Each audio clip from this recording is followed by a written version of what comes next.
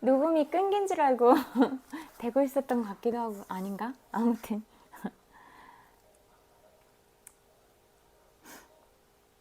그래서 그는 바비큐 음식을 파는 식당으로 그녀를 데리고 가서 저녁을 먹은 다음 돌아온 도끼 살인마라는 공포영화를 보았다. 그녀는 그날 저녁이 너무 끔찍했다. 이 모든 게 그녀가 좋아하지 않는 것들이기 때문이었다. 그녀는 한 주 내내 남편에게 삐죽거리며 남편을 못살게 괴롭혔다. 결국 남편이 참지 못하고 도대체 무엇이 문제냐고 물어봤을 때 그녀는 단지 그런 것 없어요. 괜찮아요. 라고 대답했을 뿐이다. 그녀는 누구에게나 친절하고 따뜻한 사람이었기 때문에 주위 사람들은 그녀를 착한 사람이라고 입이 마르게 칭찬할 정도였다. 누구도 그녀를 싫어하는 사람이 없었다. 그러나 사실 그녀는 착한 사람인 척 자신을 위장했을 뿐이다.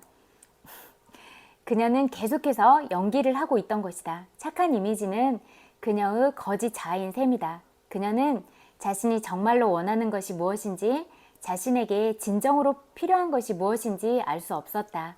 그 이유는 그녀가 자신의 실체를 잃어버린 지 너무 오래되었기 때문이다. 자코비는 52살의 중년 남성이다. 그는 애정 문제로 상담을 받으러 왔다. 지난 수달간 26살인 자기 비서와 바람을 피우고 있었기 때문이다. 그는 도대체 자신에게 왜 이런 일이 일어났는지 모르겠다고 호소했다. 그는 현재 교회의 장로이고 윤리보호위원회의 존경받는 위원이다. 또한 지역사회에서 청소년들에게 유해한 포르노 문화를 근절하기 위해 누구보다도 앞장서 활동할 정도였다. 그러나 사실상 이런 것들이 그에게는 단지 종교적인 행위에 지나지 않았다. 자신의 성적인 본능에 대해서는 완전 통제 불능이기 때문이다. 그래도 지난 몇 년간은 이를 억제하며 숨겨왔지만 그런 비참한 노력도 결국 성적인 욕구 앞에 항복하고 말았다. 이번에는 비스칸의 이야기다. 그는 뚱뚱한 아내가 창피해 직접 아내를 데리고 체중관리센터를 찾을 정도였다. 심지어 친구들이 아내를 볼까봐 부끄러워 동창회 모임에도 참석하지 않는다. 대체 이런 감정들이 어디서 나온 건지 그나 그 아내는 알지 못했다. 그 경우 자신의 남성다움이 아내의 외모로 평가받는다고 믿었다. 한편 그 동료인 비겔로에게는 내연관계의 애인이 있다.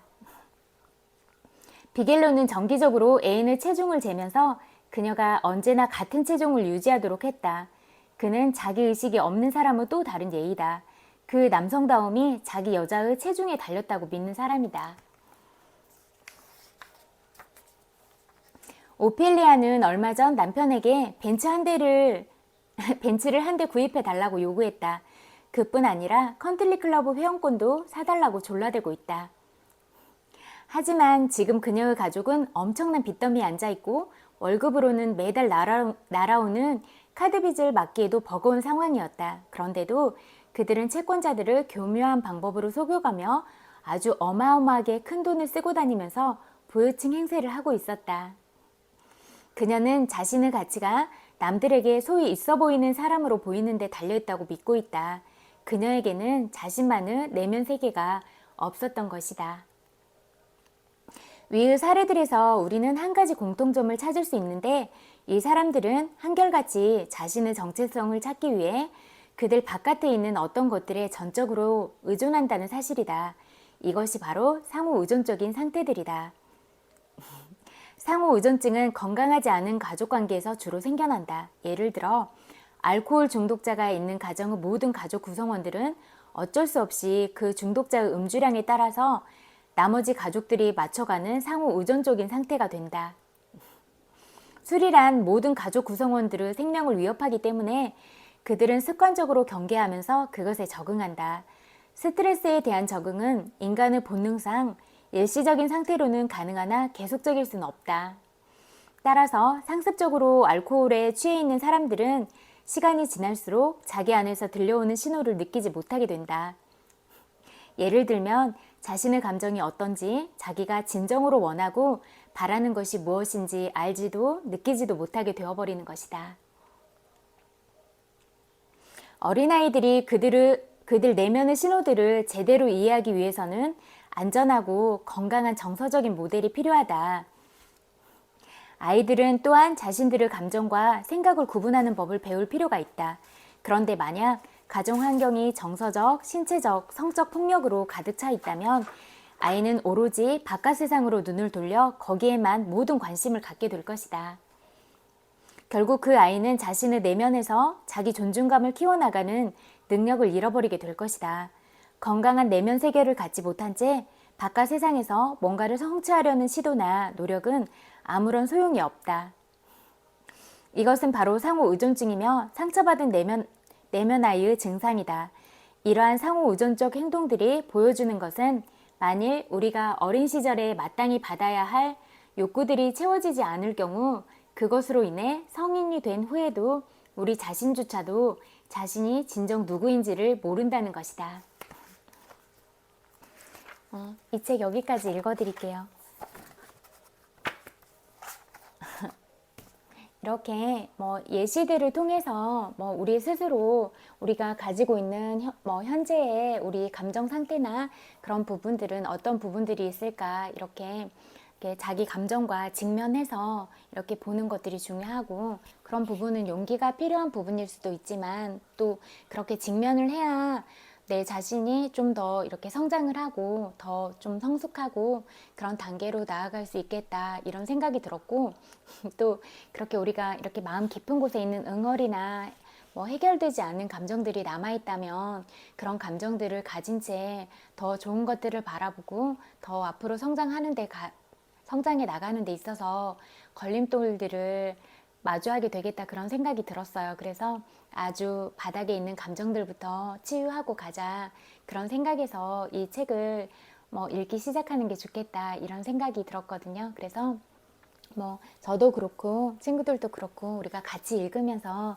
같이 공부해 나가 보기로 해요. 저도 제 자신의 감정들에 대해서 조금 더 객관적으로 직면해 보려는 노력을 하겠고, 또 친구들도 친구들의 상황이나 그런 환경이나 이런 부분들은 다 개인마다 차이가 있잖아요. 개인 차이가. 그래서 그런 어떤 부분들에 상처가 있다면 내가 아닌 다른 사람도 이런 부분들이 있고 이런 면들을 봤을 때 어떤 부분을 좀 더 살펴보고 갈 필요가 있겠다 이렇게 객관화시켜서, 그러니까 나를 그냥 내가 아니라 다른 누구라고 이렇게 좀 멀리 떨어뜨려서 볼 수 있으면 그렇게 좀 객관적으로 나를 잘 들여다볼 수가 있을 것 같다 이런 생각이 들었어요. 그리고 무엇보다 저는 항상 얘기하지만 친구들은 진짜 너무너무 사랑스럽고 예쁜 존재로서 그냥 바라보기에도 너무 아까운 사람들이다.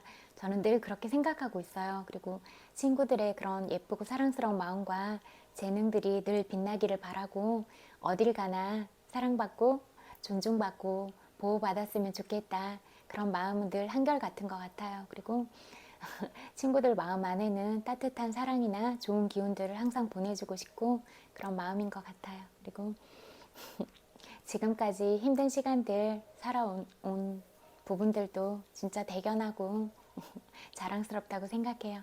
잘했어요. 토닥토닥. 그리고 친구들이 보낸 오늘 하루도 어떤 하루를 보냈을지라도 마음으로 안아드리고 싶어요. 토닥토닥. 오늘도 친구들 엄청 많이 보고 싶어서 왔고 엄청 많이 사랑해요. 100만 번 볼 뽀뽀도 보내드릴게요. 좀 피곤하기도 했는데 그래도 또 친구들 만나서 이렇게 얼굴도 보고 또 이런 얘기들도 하면 친구들의 이렇게 하루를 마무리하는 시간들이 조금 더 편안하고 행복할 수 있지 않을까 그런 생각이 들었어요. 그래서 여행 중에도 별다른 일 없으면 아무리 피곤해도 찾아오려고 노력할게요. 그리고 제 얘기 들어주셔서 너무너무 감사해요. 그리고 예쁜 마음들 보내준 것들도 항상 마음 깊이 너무너무 감사드려요. 정말 고마워요. 그리고 오늘도 따뜻하고 포근하게 이불 잘 덮고 자고 좋은 생각, 좋은 기분으로 잠드세요. 모두 편안하게 잘 자요. 굿나잇. 안녕.